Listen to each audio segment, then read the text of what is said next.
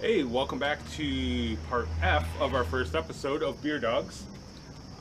We've had quite an interesting selection so far. We are finally to a Soul Style MPA by Green Flash Breweries. Soul Style.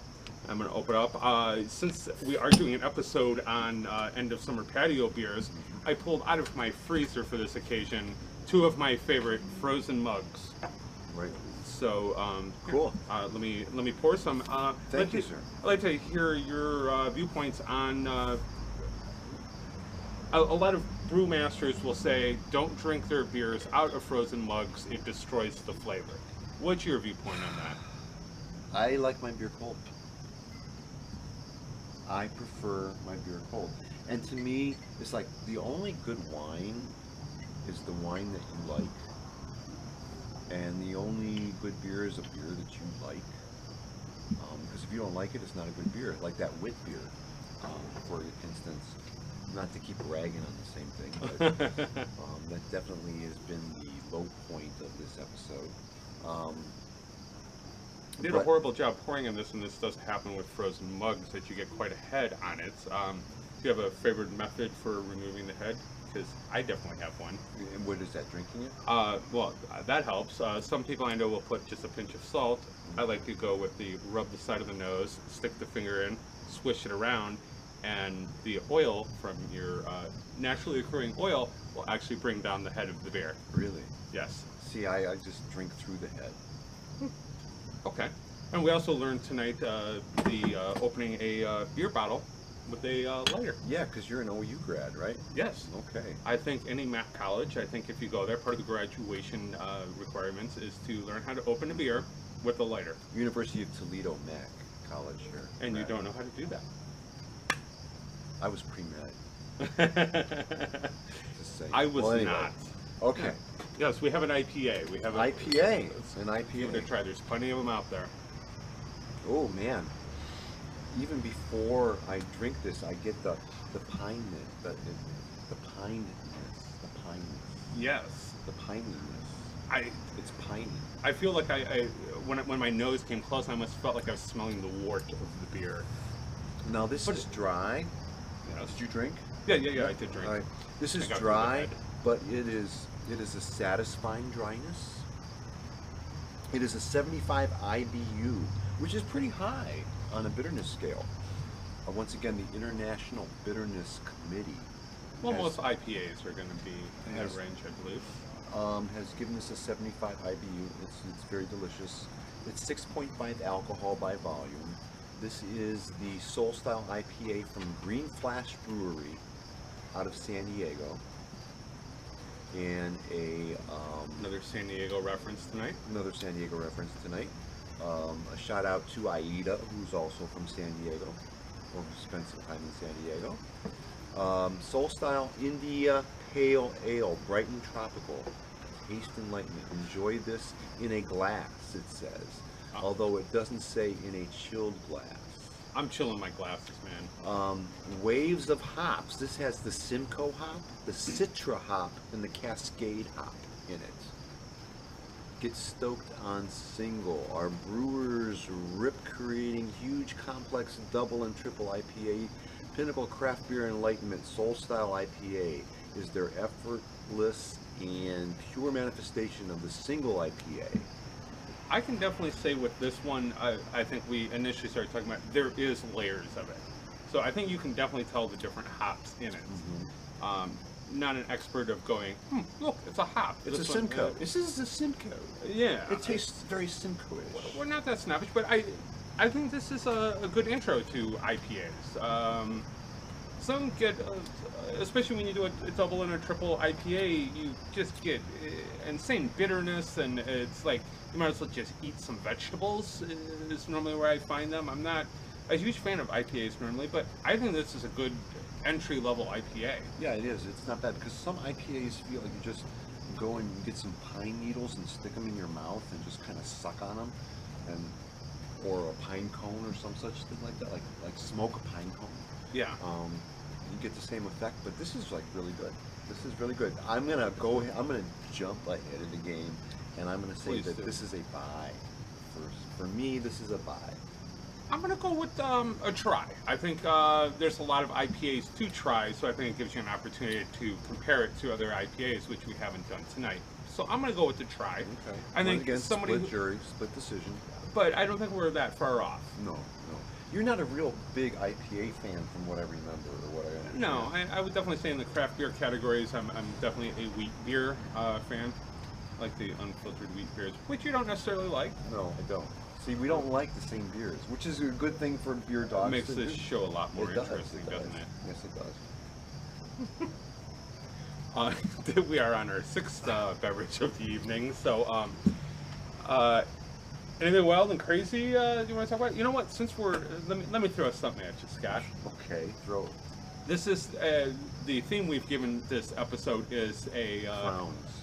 Clowns. No, the theme is End-of-Summer-Patio-Beers, which I think we've gone through and had together. We've had quite a lot of good patio beers, either at my patio, your patio. Patio at some wonderful establishments. Like Banter? Yes.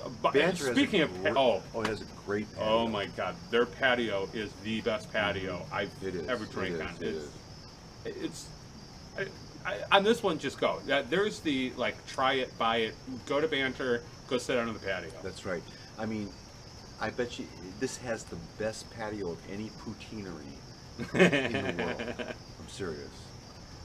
Just to save the embarrassment, I'm assuming you haven't been to many poutineries? This is the only poutineery I've ever been to that I'm aware of.